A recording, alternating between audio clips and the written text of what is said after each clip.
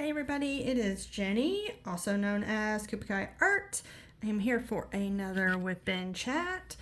I wanted to let y'all know this is going to be kind of the tag episode. I got tagged twice. I got tagged by Ditzy's Diamond Den, and I got tagged by Queen of Diamonds. So Alicia and Jenna put down the gauntlet.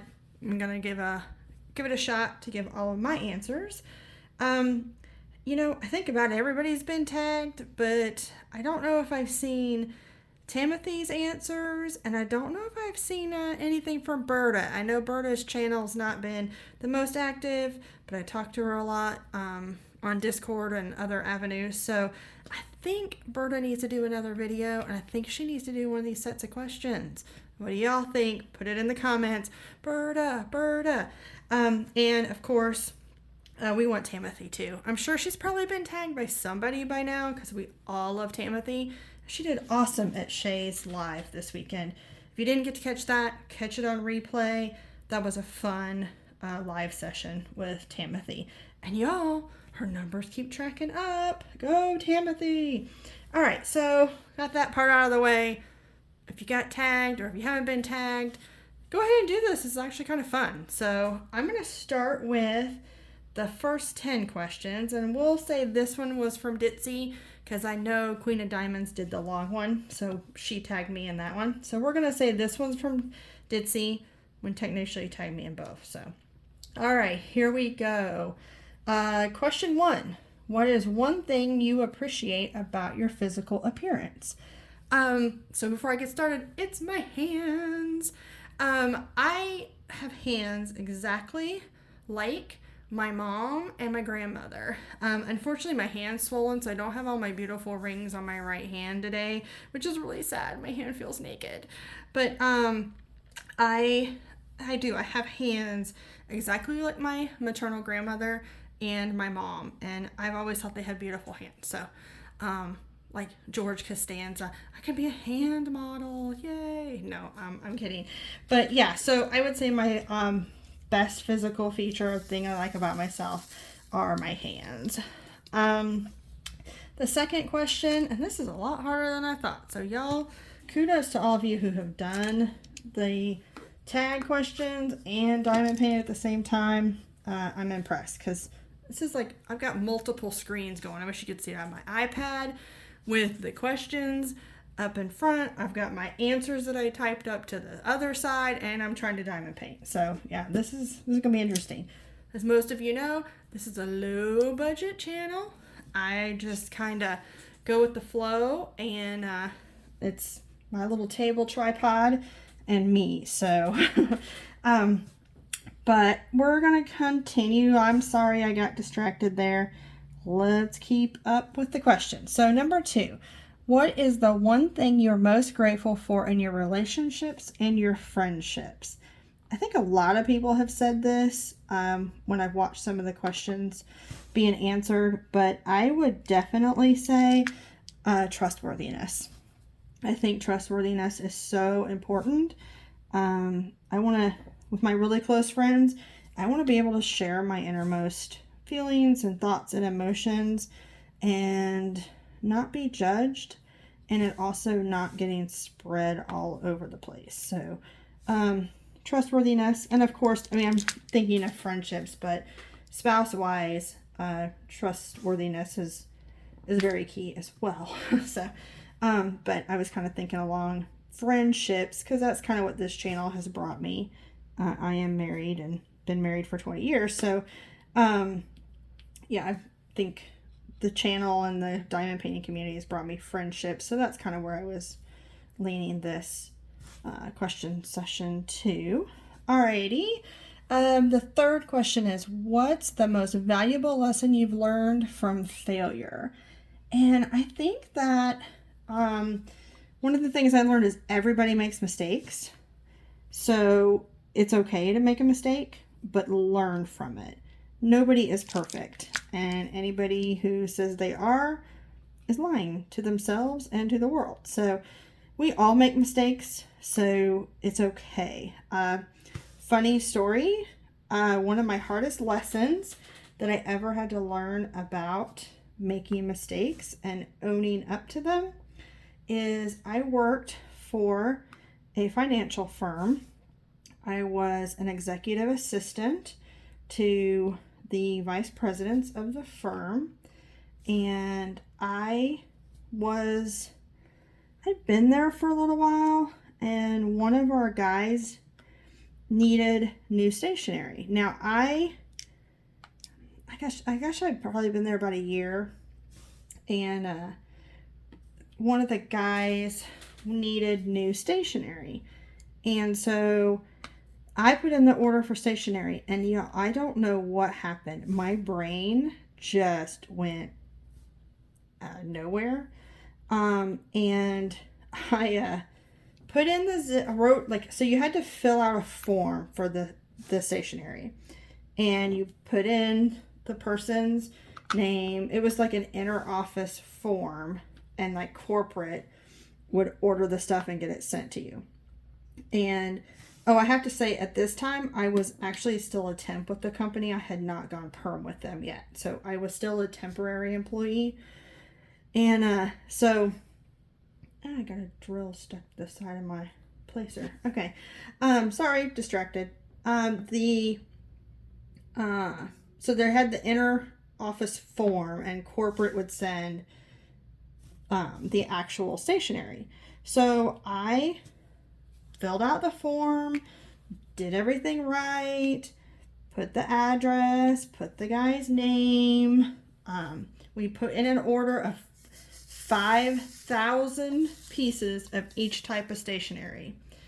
The business cards, the paper, the envelopes, like multiple different sizes of envelopes. So we had, I think there was probably 20 to 30,000 pieces of stationery coming for this guy. And I filled out the form. I had him look at the form. I had our office manager look at the form.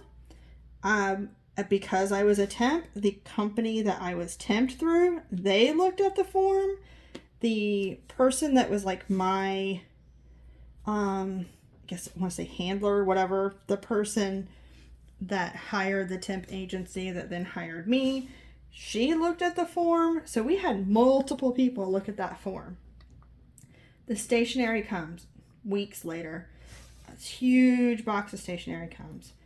I opened the stationery, and y'all, I put the correct street address, but I put the zip code of the city I was living in, not the city where the office was. So y'all, that 20 to 30,000 pieces of stationery was dead because every single one of them had the wrong zip code. And yes, it was my original problem, and yes, there was a lot of people that looked at it, but ultimately it was me that filled out that form. And I will tell you, that was my first hard experience of having to walk to my boss and say, hey, so-and-so, there's a really big problem and it's my fault. And instead of hiding it or trying to blame it on something else, I had to fess up. It was me. I made the error. And fortunately, my boss was really cool about it. And the company had scrap paper for probably eternity, well after I left the company. So, yeah, it was a hard lesson, but I learned it's okay to make mistakes, own up to it, learn from it. And I can tell you right now, I double check a zip code on absolutely everything I send out. It'd be a card, a letter, a form I fill out. The one thing I check over and over and over again is that dumb zip code. So it's funny how things stick with you. You make one mistake and yeah, you learn from it, and then you really strive to not repeat it. So I don't think, knock on wood, I don't want to jinx myself, but I don't think I have messed up like a major zip code situation. Like I tried to send something to Ditzy and I transposed a couple numbers in her zip code, but it was before I mailed it and I caught it. So yeah, I can still do stupid stuff, but like, something that major, this huge thing of Stationery, yeah, that has not happened again.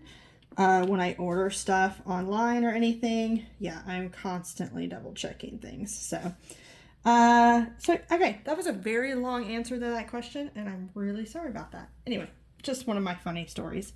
Okay, back to the questions. If you could learn any language instantly, which would you choose? I would say Japanese. My husband does martial arts, and one of his dreams is to go to Japan and train with the grandmaster of the form of martial arts that he's done.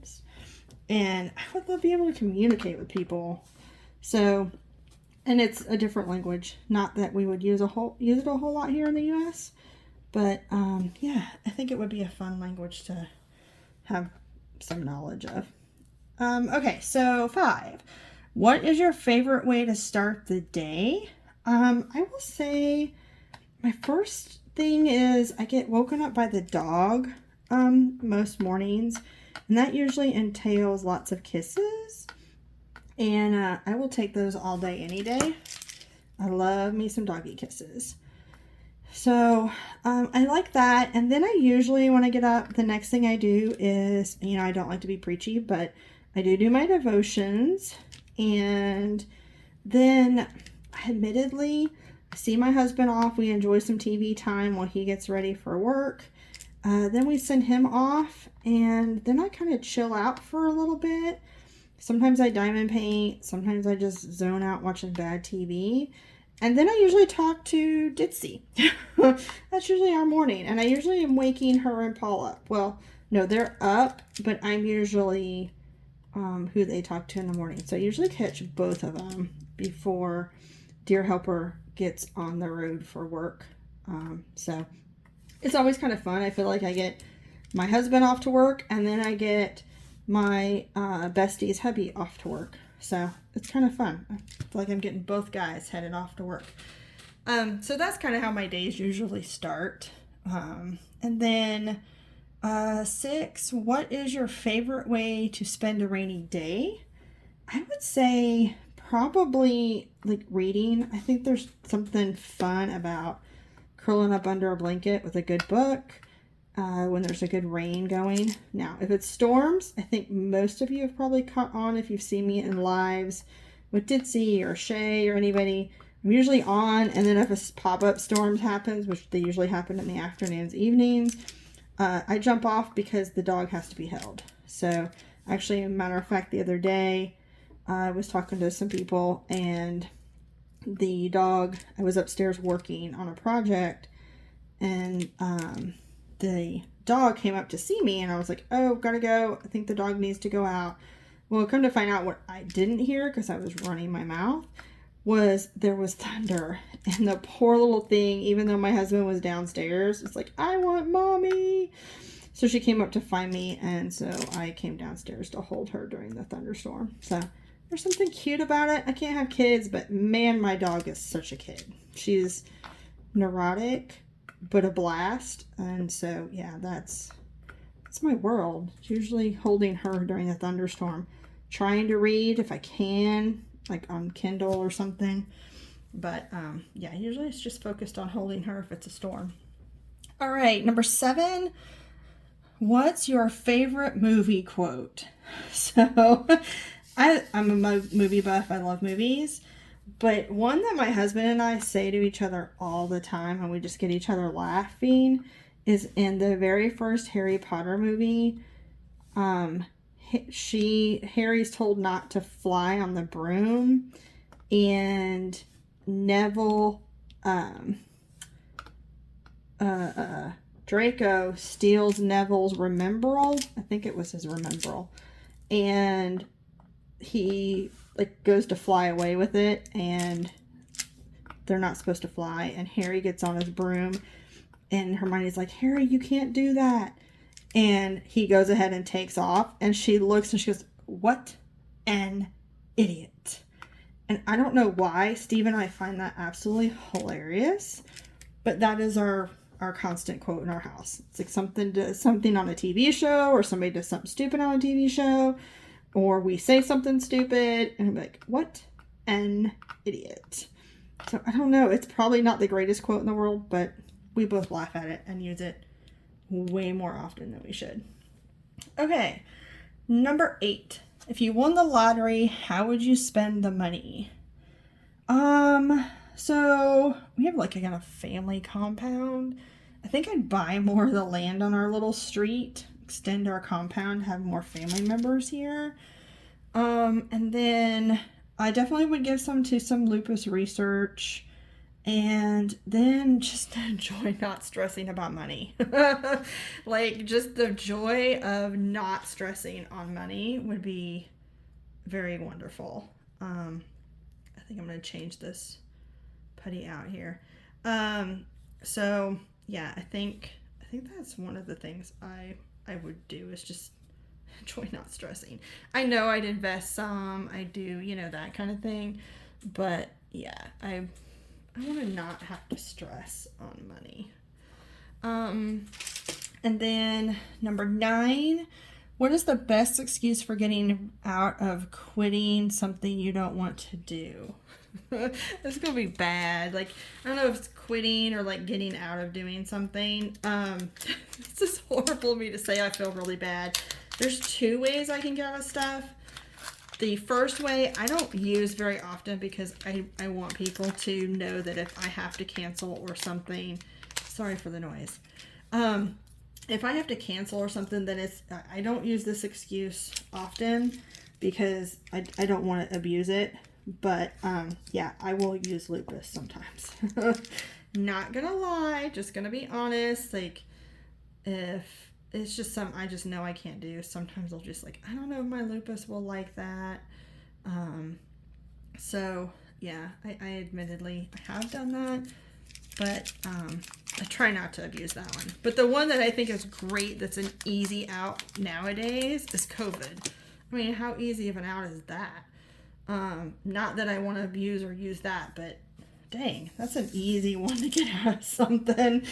Because who's going to fight you on that? Oh, you got COVID? Yeah, we're not messing with you. Or, you can say, I think I might have COVID, but I haven't tested yet. I think yeah, that would definitely be an easy one to use to get out of doing something. Let's see. Yeah, I would say that, that's my go-to cheap, easy way you can get out of something. And the last one, number 10, what is your favorite way to recharge and find inner peace? For me, it is what I call Jenny time. And that is time for me to do whatever I want. I can diamond paint, I can read, I can sit blindlessly watching trashy reality TV, because that's kind of my go-to zone out, is just stupid reality TV. Yes, it's embarrassing sometimes, but yeah, it's kind of funny too. I enjoy trashy reality TV. And let's see, that's pretty much what I do in my Jenny time. I just zone out. It doesn't take thinking power. I don't have to worry about anybody. And I usually get my Jenny time when the dog is sleeping in the morning. She is not a morning person like me, and so she sleeps most of the morning, and I take that opportunity to have my Jenny time. And my husband can always tell when I haven't had Jenny time, because I start getting cranky if we've had stuff going on, or I've had doctor's appointments back-to-back days or something like that, and I've missed out on some Jenny time. He can totally tell. And he'll be like, do you want me to watch the dog for a little bit? You can go in your craft room or something, because he can tell I am just getting like grumpy. So it's kind of funny. He knows. I'm going to pull that up. I don't know how I got that much putty on that drill. Okay. So yeah, that would be how I find and recharge. And, a lot of times that does include talking to friends, but sometimes it is just Jenny sitting quietly.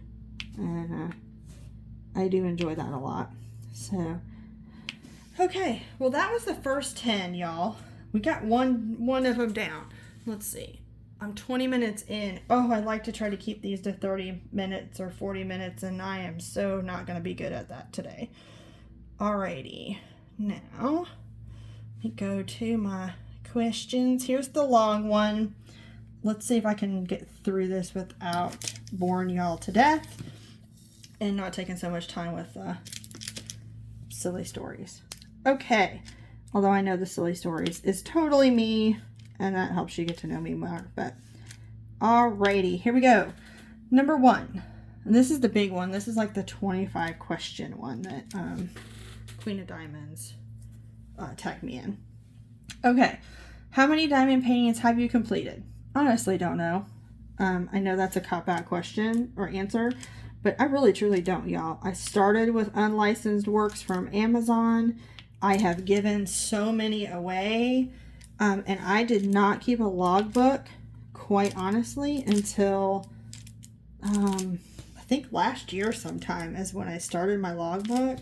So there were a lot of paintings I've done that licensed and unlicensed that, yeah, I never kept track of. I went back and looked at some of my Diamond Art Club's already purchased, and I'm like, oh yeah, I did that one, and oh yeah, I did that one. So yeah, I can't tell you how many I've done. A lot, because I started in 2019. So but I'm not a super fast diamond painter. I like taking my time, and I wish I was faster, but I do just kind of enjoy doing it. So and I think, y'all, I'm gonna have to turn this light off because I am really messing up my lines here. It's in part because of the angle, like I said in my last WIP and chat. The angle's really bad on this far corner. So hopefully you guys can still see okay. It looks like you can. Sorry for the shadows and all that, but oh, that's helping my eyeballs so much better. Alrighty. Oh yeah, no, I'm cooking with gas here. Okay, so number 2. If you're comfortable answering, how many diamond paintings do you currently have in your stash? So they're 60 something that I have not completed. In my logbook, I have 72 listed, but I've done a few of those in my logbook since I started my logbook. So somewhere in the 60s. I honestly didn't take the time to go through my logbook and like count them all up. Partly laziness, so sorry about that. I would say unfinished ones somewhere in the 60s. 3, when did you begin diamond painting? Tell us your DP backstory. In 2019, I was in I think Walmart or somewhere, and pretty sure it was Walmart, and I saw this cute turtle diamond painting, and I'm having issues today, y'all. I don't know what is going on with me. I'm gonna blame it on the Georgia heat. It's just too much heat because I'm not placing drills well. I'm not keeping up with my putty and my thing. Yeah, we're just a hot mess express today, but that's not new.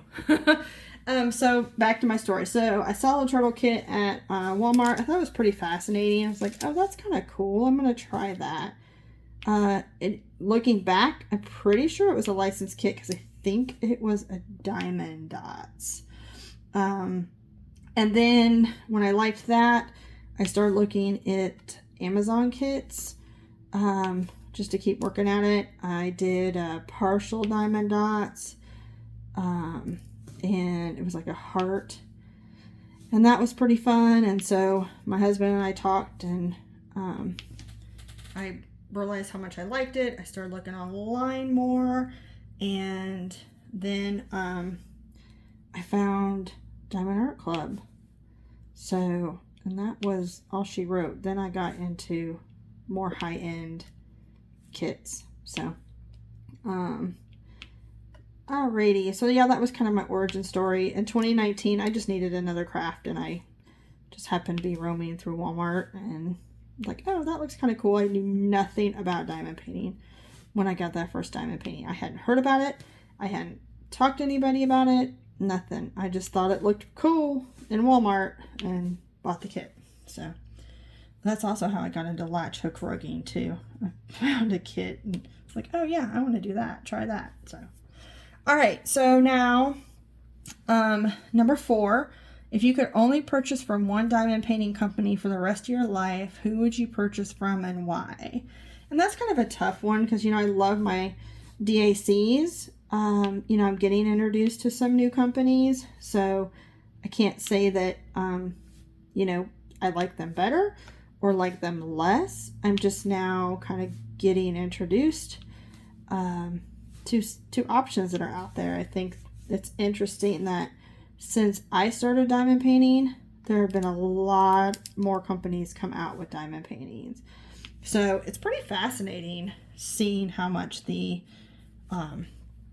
community of diamond painting has changed since 2019. It's also interesting to watch how DAC has evolved and grown so much from when I started in 2019. Yeah, it's pretty amazing.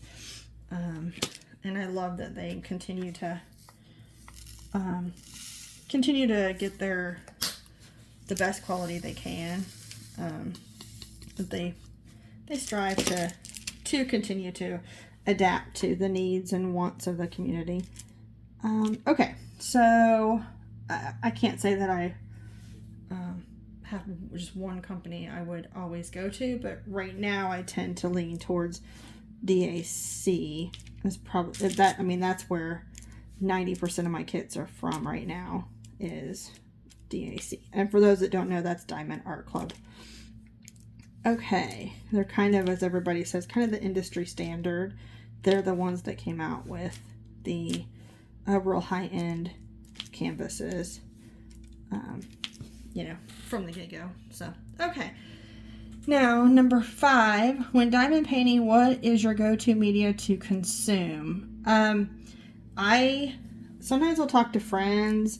I will watch Seinfeld. I love Seinfeld. Huge Seinfeld fan. So I watch a lot of Seinfeld and I listen to audiobooks on the Libby app because I get books from the library on the Libby app. So I'll listen to audiobooks from there.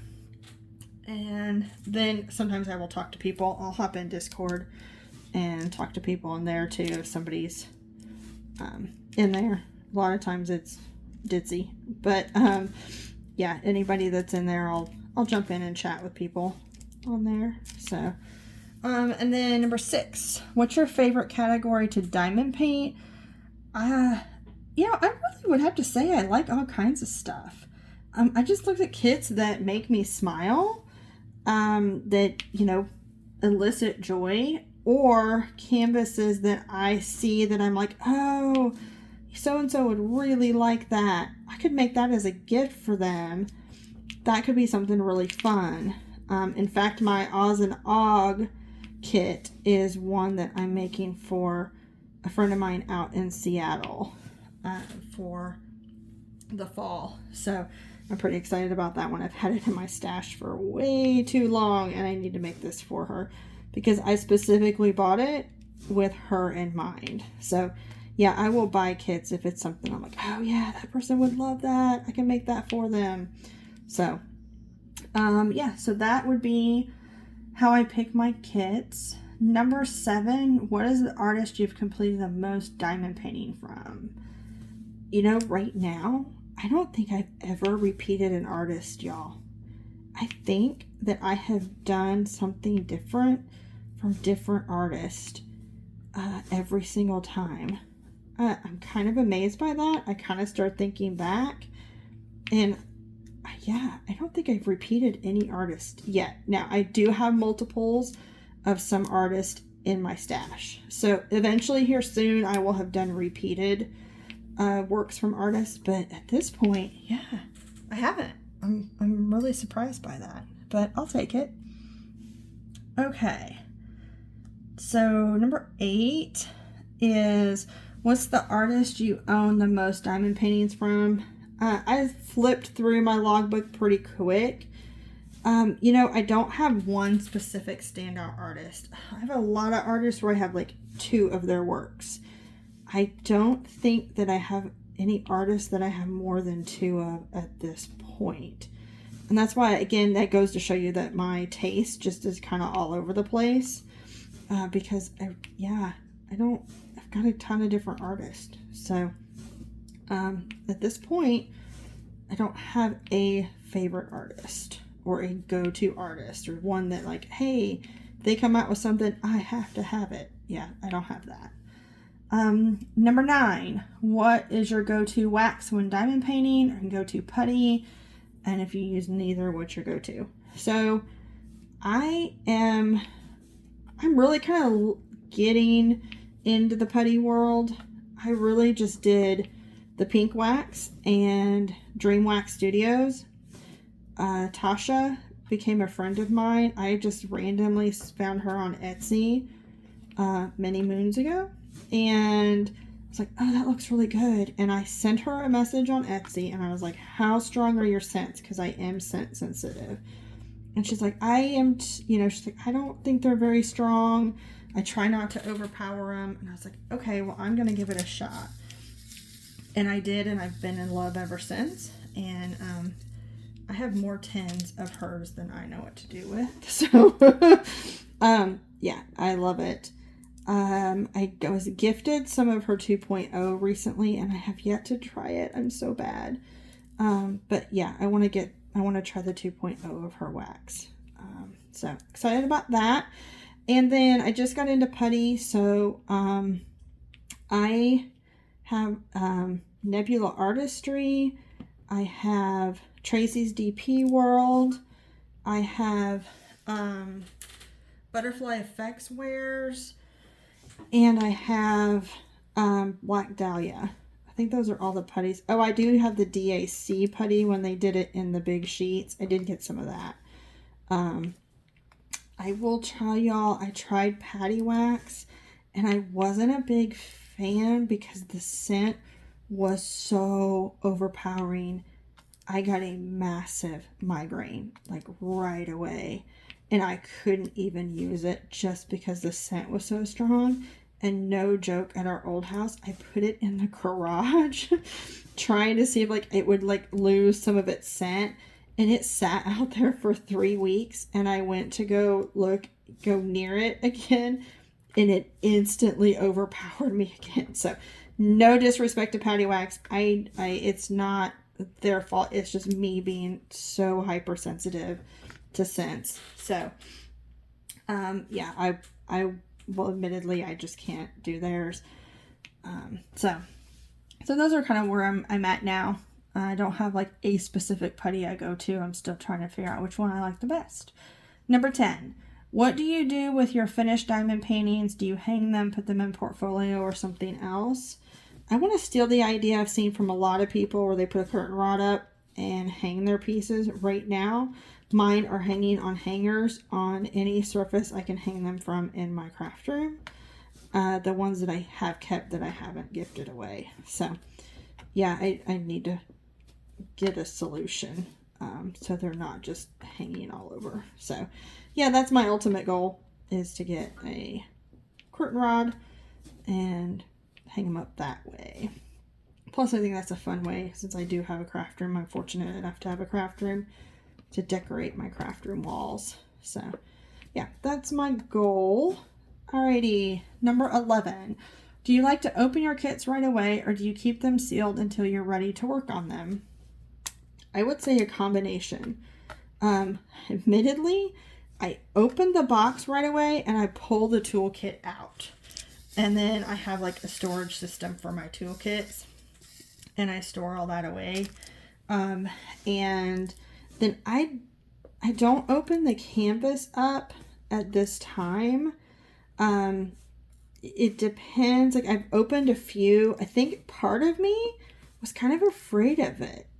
I was afraid that I wouldn't get it back in the sleeve, or I'd mess something up by opening it. And I kind of conquered that fear not too long ago. And then I was like, oh, this is actually kind of fun, actually seeing the canvas. And so the reason I kind of conquered that fear is I have a canvas that I am determined to change the hair color on the person in the picture. So I had to really open it up, look at it closely, see where the colors were, the color symbols were, know what colors did I really need to replace, and that kind of stuff. So yeah, that actually kind of conquered my fear, and now I'm into it. I think the last, gosh, I can't tell you how many I've opened, how many I've gotten since then, but yeah, I've opened them all and checked out the canvas, checked out the drills, and been able to pack it back up. So yeah, conquered that fear, and so I'm now doing that more frequently, and I enjoy it. You know, I don't do a traditional unboxing. My unboxings are a little different. I did that with a recent one that has a crystals drills. So yeah, I think it's kind of fun. I like opening them, I think, now. So so I am, I guess, a combo. Man, I rambled on that question. I'm really sorry, y'all. All right, number 12. What is your number one unicorn kit that if it was easy to obtain, you'd love to own? Oh my goodness, y'all. I wish I had gotten this up to show you guys. The kit that I want so bad is actually a Jaded Gem Shops, and it is a picture that was at our wedding, or not at our wedding, it was in our wedding invitations. I will post it on my Instagram, so go to my Kupakai Art Instagram. I will post the picture because we have it in a framed photo. It was in all of our wedding invitations. Oh my gosh, it is a beautiful picture. We had a Renaissance style wedding. Little fun fact about me. And I want this picture in a diamond painting so bad. And Jaded Gem Shops has it. I just can't afford that expense right now because I would want it hand charted, and that's like, I think, additional $200 with her kits if you get it hand charted, and I would really want it hand charted. So we're talking, yeah, it's probably, you know, I don't know if like if the $200 hand charted is on top, or if that's how much it will start at. I don't know. I have not honestly messaged her to inquire about it yet because I just know I don't have that kind of money to spend right now. But yeah, that is my unicorn. When I can finally really afford and justify spending that much money on a diamond painting, that sucker will be mine. So I'll post a picture on my Instagram. I should have planned better and had it up on my iPad, but I didn't. So sorry about that. But I'll do that on my Instagram. So, hey, that sends you to my Instagram account. Go check me out. Alrighty. So now number 13, what is the kit in your stash you're most looking forward to working on? I think it's going to be that kit that I'm going to change the hair color because that's a really big change and I've never done a change that big on a canvas. So I'm actually really looking forward to testing my creativity skills and see if I can pull it off. So I have the drills. I ordered the drills. I'm happy with the drill colors. I'm just hoping that it looks as good as I have it in my head to look. So yeah, we'll see on that one. That'll be sometime. So I'll let you know when I start that one. So yeah, I would say that is what I'm looking forward to the most. And then let's see. Oh, I missed a question. Hang on, y'all. Oh, number 14. Do you prefer confetti, color blocking, or a mix of both? I would say a mix of both. I don't know. Yeah, I like both. If a picture has both, like I would normally be like I did in the last WIP and chat. Apparently I can't multi-place and WIP and chat at the same time. I don't know why I don't have this skill. So I'm single placing this. But yeah, I would say a combination of confetti and color blocking. is what I like the most. Alrighty, now the last half of these. 15. How do you pick which piece you want to work on next? Whatever strikes my mood. Or if there's an event, sometimes if there's an event that I know is coming up, I will put one in my, hey, let's do that one next. But yeah, I just I'll look at my logbook now and be like, what jumps out at me? Or what I want to get that. I got that one for somebody. When's a good time to send it to them? Maybe I should get started on it. So yeah, that's how I pick. Uneventful. Number 16. What is your favorite season holiday to diamond paint? Christmas and 4th of July. That's an easy one for me. I don't know. Those are my favorite holidays. But my ultimately favorite holiday every year is Easter. But I'm not a big Easter diamond painting. I think Christmas is more fun for diamond painting. And of course, I'm a big patriotic person. So yeah, give me all the red, white, and blue stuff for sure. All right, number 17. Do you work on one kit at a time or do you have multiple WIPs at once? Currently have 5 going. And it's in part because of events. So I got started and then another event popped up or something came up, and yeah, so I've never had this many WIPs going at one time, but I do right now. So not sure I like having this many WIPs going at once, so I need to correct that for the future because I'm not liking it. And I'm really not liking my lines on some of these. Good night. Looking back and I'm like, what was I thinking? Apparently I'm not as good as WIP and chats as I thought, because I have seriously messed up some lines. Okay. And number 18. Neutral dark pieces or colorful pieces? I would say both, but I tend to not do super bright colors. Like the pastels and stuff, that's not my taste at all. Yeah, not a fan of like the super bright. I'm sorry, y'all. I got drill stuck. Like I said, I think in another open chat, the drills are not uniform sizes, so they get stuck in my thing. So yeah, I would say just not super bright pastel-y ones. That's not me. Number 19, large pieces or snack size. I would say medium size. I have one giant landscape. Well, to me, it's giant. It's like over 100 centimeters on one side. Yeah, it's almost too much. Yeah, it's almost too much. And I really almost messed that up. Don't forget the little spout, Jenny. So yeah, I would say, medium size, what I guess would be considered medium size. Like this one here I'm working on is a 50 by 65. I think that's a good size for me, and I think that's considered medium to a lot of people. So, and then of course snack sizes are always fun for little projects. All right, number 20, place diamonds with a tweezer or a pen. Obviously a pen. I suck at tweezers.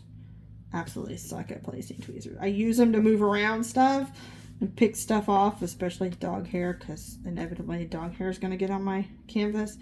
But yeah, nope. Don't do tweezers. I fling them everywhere. I am not good at placing with tweezers. And then 21, squares or rounds. Both. I like both. I don't have a preference one or the other. So if I like the image, I like the image, and I'll go with that. 22, what is your favorite method for placing ABs? My favorite method is using a wax pen. And by that, here is my wax pen. So I don't know how many people have tried these or used these. Some people say, oh, like it melts and I push too hard. Yeah, you can. My husband placed a drill once for me and pushed too hard. But I just use my fingers and like kind of make it a point again. I've had this pen since 2020 and I'm still on the first tip on it. and I have 2 additional tips in here. So yeah, it's, to me, easy and very workable. So that's how I do my ABs. And 23, what is your preferred method of sectioning off canvas? It varies. I just recently got into release papers, so I will use those now. I do love DAC's perforated cover. I know that has been controversial for some people, but man, I love it. I think it's fantastic. So yeah, I'm kind of a combination girl. Washi tape, release papers, love the DAC perforated cover. Yeah, kind of what the mood strikes for me. So, and kind of what calls to me with the picture that I'm working on. Alrighty, 24. Do you have any other crafty hobbies aside from diamond painting? Yeah, I love doing chainmail jewelry. That's where you take rings and put them together to make a pattern. So I love my chainmail jewelry. I like coloring books. I like latch hook rugs. I haven't done those in a while. And then just general crafts, like getting craft paper out and making something. Done decorations for lots of bridal showers and baby showers and stuff. I just like letting my creativity go. So, and then 25 was who do you tag, and I kind of started the video with that. So yeah, hey, I actually did all the questions. Woohoo! I rambled a bit, but I think I sort of stayed on topic. And let's see. We're at 46 minutes. So y'all have been really patient with me. I'm really happy. I'm still under an hour, and I answered 35 questions. Yeah, I'll take that, especially because I babble. So I'm pretty happy about that, y'all. Unfortunately, I probably will not get a WIP and chat in, at least for a week or two. I will maybe hop on from my couch and say hi and touch base with everybody, let you know I'm alive and doing well after surgery. Of course, I will let Ditzy know I'm okay, and if you are in her Discord or anything like that, she will update you all, because I know next Tuesday she'll have a live. She goes lives on Tuesdays, and so I will not be on that live for sure, and because that's the day of my surgery. So I will make sure my husband is going to text her and let her know that I am out of surgery a-okay on Tuesday, and I'm sure she will pass it along to those in our diamond painting community that are mutual friends with us, or even she may mention on the live. I give her permission to, but she doesn't have to. I mean, it's her channel. She can do what she wants with it. But if she, wants to, she is more than welcome to mention my status. I'm not doing a HIPAA violation or anything on that. It's okay. Ditzy, you can share. But anyway, yeah, I'm sure it will be fine. It's just arthroscopic meniscus tear repair. And so, yeah, I'll be okay. Not super stressing about it. More worried about the recovery because they can't weight bear for 4 to 6 weeks. And yeah, you realize how much you love your leg when you can't weight bear. So anyway, yeah, so I'll be in touch. Probably do a quick live from the couch, or not a live, excuse me, whip and chat, pseudo whip and chat, because I probably won't be whipping. I'll probably just be chatting, but give you an update then, and let you know how I'm doing. But in the meantime, everybody have a wonderful week. Enjoy diamond painting. Have a great weekend. If you're in this heat, stay safe, stay cool. And I know there's been thunderstorms kind of all over. Everybody in Texas, I hope you're all doing well from the hurricane. So y'all be safe out there. Have a wonderful week, and I will talk to you soon. Bye.